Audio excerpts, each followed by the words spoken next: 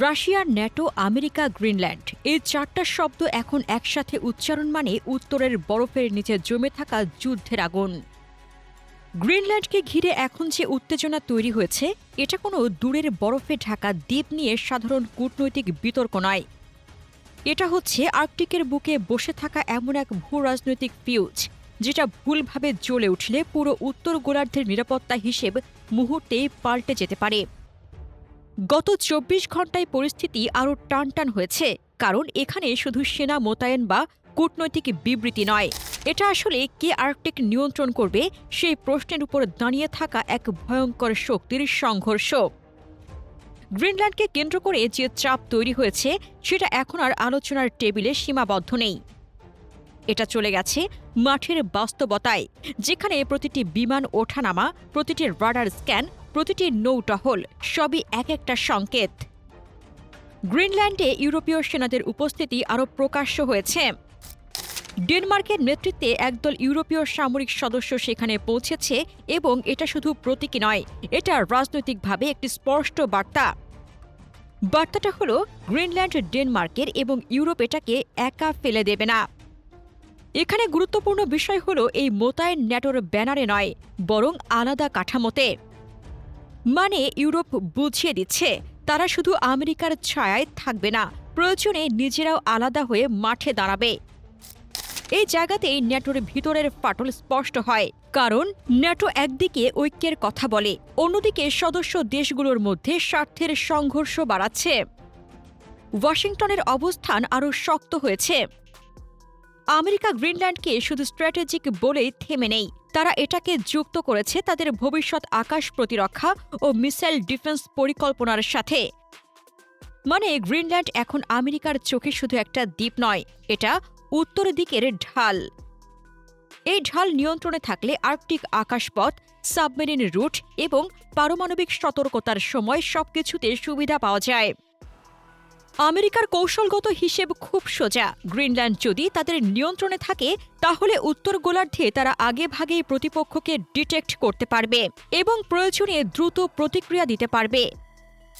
Denmark এবং Greenland নেতৃত্ব আরও দৃঢ়ভাবে না বলেছে। তারা স্পষ্ট করে দিয়েছে গ্রিনল্যান্ড বিক্রি হবে না এবং কোনো চাপের কাছে নতি স্বীকার করবে না। কিন্তু বাস্তবতা হলো ডেনমার্কের সামরিক সক্ষমতা একা এই দ্বীপকে পূর্ণ শক্তিতে রক্ষা করার জন্য যথেষ্ট নয়। তাই ইউরোপীয় উপস্থিতি বাড়ানো হচ্ছে, মহড়া বাড়ানো হচ্ছে এবং ধীরে ধীরে আর্কটিকে একটি সক্রিয় প্রতিরক্ষা অঞ্চল বানানো হচ্ছে। কিন্তু এখানে সমস্যা হলো মাঠে যত শক্তি জমা হবে ভুল বোঝাবুঝির সম্ভাবনাও তত বাড়বে। আর আর্কটিকে ভুল বোঝাবুঝি মানে শুধু সীমান্ত উত্তেজনা নয়, এটা হয়ে যেতে পারে বৈশ্বিক সংঘর্ষের স্পার্ক। একদিকে রাশিয়ার প্রতিক্রিয়া আরও কঠোর। রাশিয়া প্রকাশ্যে বলছে গ্রিনল্যান্ড নিয়ে তাদের বিরুদ্ধে হুমকি বানানোর চেষ্টা করা হচ্ছে। মস্কোর ভাষায় এটা পশ্চিমাদের পুরনো কৌশল, একটি অঞ্চলকে উত্তপ্ত করে নিজেদের উপস্থিতি বাড়ানোর অজুহাত তৈরি করা। রাশিয়ার অবস্থান খুব পরিষ্কার, আর্কটিক তাদের অস্তিত্বের নিরাপত্তা অঞ্চল। এখানে যদি আমেরিকা ও ন্যাটো তাদের প্রভাব বাড়ায় তাহলে সেটা রাশিয়ার কৌশলগত গভীরতায় সরাসরি আঘাত।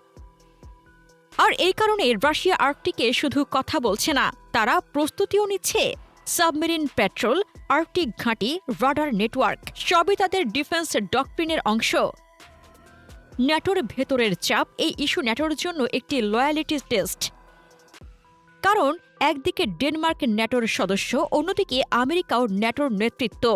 যদি আমেরিকা কোনোভাবে গ্রিনল্যান্ড নিয়ে চাপ বাড়ায় তাহলে ন্যাটোর মূল নীতি এক সদস্যের সার্বভৌমত্ব রক্ষা, সেটাই প্রশ্নের মুখে পড়বে। ইউরোপের কিছু দেশ ইতিমধ্যেই বলছে ন্যাটোর ভেতরে এমন সংঘর্ষ হলে জোট ভেঙে পড়ার ঝুঁকি তৈরি হবে। কারণ তখন ন্যাটো আর প্রতিরক্ষা জোট থাকবে না, বরং ক্ষমতার জোট হয়ে যাবে, যেখানে শক্তিশালী সদস্য দুর্বল সদস্যকে চাপ দিতে পারে। এই পুরো পরিস্থিতির মধ্যে সবচেয়ে ভয়ঙ্কর বিষয় হল আর্কটিকের যুদ্ধ মানে সাধারণ যুদ্ধ নয়। এখানে যুদ্ধ মানে হলো রাডার বনাম রাডার, সাবমেরিন বনাম সাবমেরিন, স্যাটেলাইট বনাম স্যাটেলাইট এবং সবচেয়ে বিপজ্জনক পারমাণবিক প্রতিক্রিয়ার সময় কমে যাওয়া। আর্কটিক হচ্ছে পৃথিবীর সবচেয়ে ছোট পারমাণবিক ট্রাজেক্টরি রুট। মানে এখান থেকে কোনো ব্যালিস্টিক মিসাইল ছুটলে প্রতিপক্ষের হাতে প্রতিক্রিয়া জানানোর সময় থাকবে খুব কম। তাই আর্কটিকের প্রতিটি পদক্ষেপ এক একটা ডিটারেন্স সিগন্যাল। আর যখন দুই পক্ষই ডিটারেন্স দেখাতে গিয়ে মাঠের শক্তি বাড়ায়, তখন সংঘর্ষের ঝুঁকি স্বাভাবিকভাবেই বাড়ে। গত ২৪ ঘন্টার সবচেয়ে বড় বাস্তবতা হলো গ্রিনল্যান্ড এখন শুধু ভূখণ্ড নয়, এটা একটি গ্লোবাল পাওয়ার প্রজেকশন পয়েন্ট। এখানে আমেরিকা চায় নিয়ন্ত্রণ, ইউরোপ চায় সার্বভৌমত্বের সুরক্ষা, রাশিয়া চায় আর্কটিক ব্যালেন্সের স্থায়িত্ব। আর এই তিনটা লক্ষ্য একসাথে চলতে পারে না, ফলে সংঘর্ষের চাপ বাড়ছে।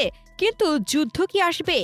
এখনই হয়তো না, কারণ সবাই জানে আর্কটিকের যুদ্ধ মানে শুধু সীমান্ত সংঘর্ষ নয়, এটা হতে পারে এমন এক সংঘর্ষ যা পুরো পৃথিবীর নিরাপত্তা ব্যবস্থাকে কাঁপিয়ে দেবে। সবচেয়ে বিপজ্জনক হলো এটা একটি স্যাটেলাইট ওয়্যার জোন। এখানে ট্যাঙ্কের গর্জন কম, কিন্তু রাডারের যুদ্ধ তীব্র। এখানে কামানের শব্দ কম, কিন্তু সিগন্যাল ইন্টেলিজেন্স, ইলেকট্রিক ওয়্যারফেয়ার এবং আকাশের নজরদারি চলছে প্রতিদিন।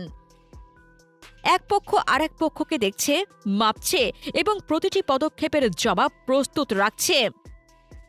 এই পরিস্থিতিতে শুধু একটি ভুল সিদ্ধান্ত, একটি ভুল বার্তা, একটি ভুল ইন্টারসেপ্ট সবকিছু বদলে দিতে পারে। এখন প্রশ্ন হলো, এটা কি সরাসরি যুদ্ধের দিকে যাচ্ছে? হয়তো আজ না, কাল না, কারণ সবাই জানে আর্কটিকের সংঘর্ষ মানে ভয়াবহ পরিণতি। কিন্তু বিপদ হলো, যখন উত্তেজনা জমে তখন দুর্ঘটনা আর ভুল হিসাবের সম্ভাবনা বেড়ে যায়। একটি ভুল ইন্টারসেপ্ট, একটি ভুল রাডার লক, একটি ভুল বার্তা সবকিছু আগুন ধরাতে পারে। আর আর্কটিকে আগুন ধরালে সেটি ছোট থাকবে না, কারণ এখানে প্রতিটি পক্ষের হাতে রয়েছে এমন ক্ষমতা যা পৃথিবীর নিরাপত্তা কাঠামোকে কাঁপিয়ে দিতে পারে। সব মিলিয়ে বলা যায়, গ্রিনল্যান্ড ইস্যু এখন একটি স্ট্রেস টেস্ট। ন্যাটো কতটা ঐক্য ধরে রাখতে পারে, যুক্তরাষ্ট্র কতটা সংযম দেখাতে পারে এবং রাশিয়া কতটা কঠোর অবস্থান নেয়, এই তিনটা বিষয় আগামী সময়ের গতি নির্ধারণ করবে। রাশিয়া আর্কটিকে নিজের অস্তিত্বের প্রশ্ন হিসেবে দেখে, তাই তারা সহজে পিছাবে না। যুক্তরাষ্ট্র এটাকে নিয়ন্ত্রণের সুযোগ হিসেবে দেখে, তাই তারা চাপ বাড়াতে পারে। আর ন্যাটো দাঁড়িয়ে আছে মাঝখানে, বাইরে শক্ত দেখলেও ভেতরে দ্বিধা আর চাপের মধ্যে। এখানে ন্যাটোর দুর্বলতা, এখানেই ঝুঁকি। প্রিয় দর্শক, গ্রিনল্যান্ড ইস্যু কি ন্যাটোর ভাঙনের শুরু, নাকি এটা শুধু আমেরিকার চাপ সৃষ্টির কৌশল? আপনার মতামত কমেন্টে জানান। রাশিয়া ইউক্রেন নিয়ে আরও জানতে আমাদের চ্যানেলটির ভিডিও ট্যাব থেকে ঘুরে আসুন। এই ভিডিওটি ভালো লাগলে লাইক বাটনে ক্লিক করুন। ভিডিওটি আপনার বন্ধুদের সাথে শেয়ার করে তাদেরকেও ভিডিওটি দেখার সুযোগ করে দিন। ধন্যবাদ।